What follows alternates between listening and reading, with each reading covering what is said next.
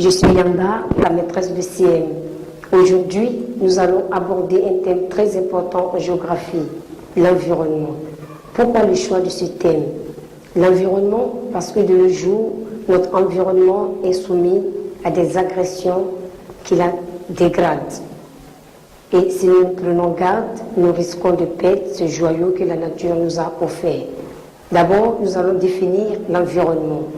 Ensuite, nous allons parler des causes qui la dégradent et des conséquences liées à ces causes et terminer par des solutions à envisager pour la protection de notre environnement.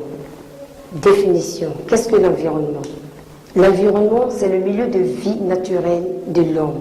C'est tout ce qui l'entoure.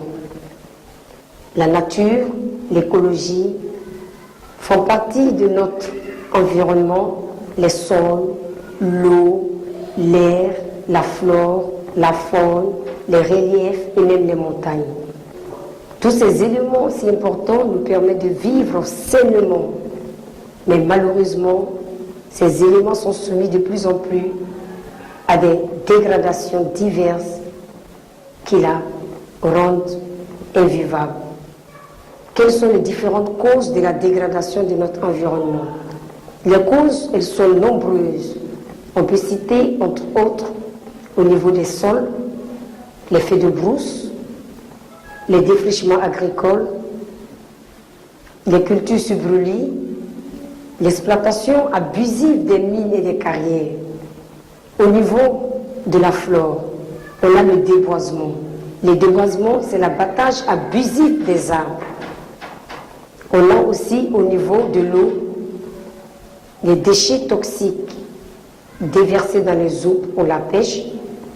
On a aussi les déchets industriels ou même ménagers déversés dans les eaux.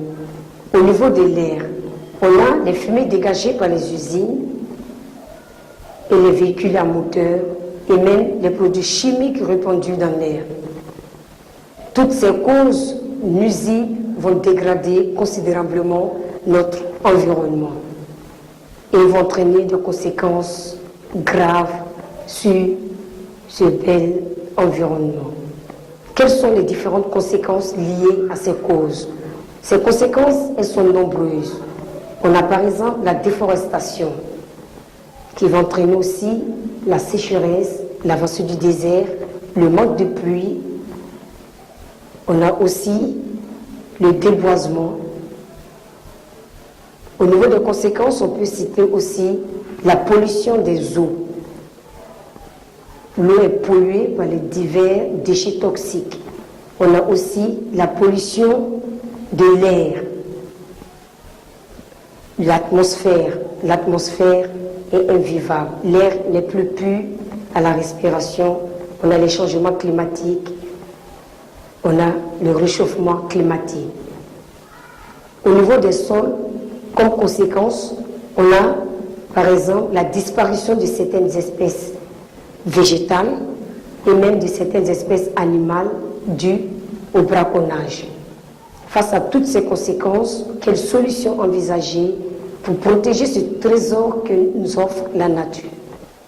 Pour protéger notre environnement, il va falloir organiser le reboisement, c'est-à-dire planter de nouveaux arbres, réglementer le déboisement et les cultures intensives, aussi respecter les forêts classées et les espèces protégées. Il va falloir aussi interdire le braconnage et sensibiliser les populations sur l'importance de la salubrité et d'un cadre de vie sain.